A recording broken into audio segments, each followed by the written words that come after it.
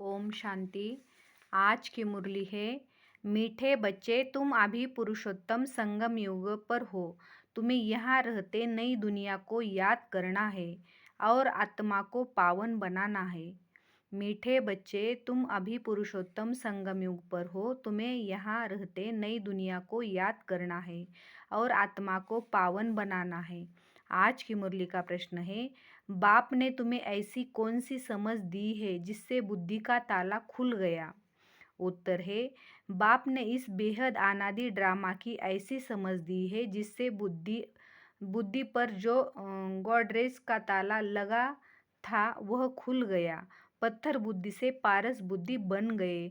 बाप ने समझ दी है कि इस ड्रामा में हर एक एक्टर का अपना अपना अनादि पार्ट है, जिससे कल्प पहले जितना पड़ा है वह अभी भी पढ़ेंगे, पुरुषार्थ कर अपना वर्षा लेंगे। ओम शांति। धारणा के लिए मुख्य सार है। पहला पॉइंट है,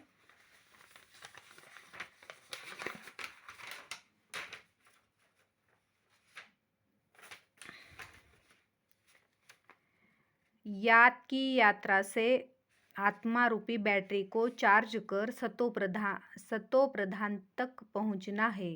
ऐसी कोई गफलत नहीं करनी है जो बैटरी डिस्चार्ज हो जाए। याद की यात्रा से आत्मा रूपी बैटरी को चार्ज कर सतो प्रधान तक पहुंचना है। ऐसी कोई गफलत नहीं करनी है जो बैटरी डिस्चार्ज हो जाए। दूसरा पॉइंट है, मुरब्बी बच्चा बनने के लिए बाप के साथ साथ घर से भी लव रखना है। ज्ञान और योग में मस्त बनना है। बाप जो समझाते हैं वह अपने भाइयों को भी समझना है। मुरब्बी बच्चा बनने के लिए बाप के साथ साथ घर से भी लव रखना है। ज्ञान और योग में मस्त बनना है। बाप जो समझाते हैं वह अपने भाइयों को भी समझना है। आज की मुरली का वरदान है, एक बाप को अपना संसार बनाकर सदा एक की आकर्षण में रहने वाले कर्म बंधन मुक्त भव।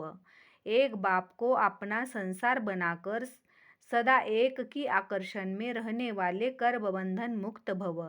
सदा इसी अनुभव में रहो कि एक बाप दूसरा न कोई, बस एक बाबा ही संसार है और कोई आकर्षण नहीं, कोई कर्म बंधन नहीं।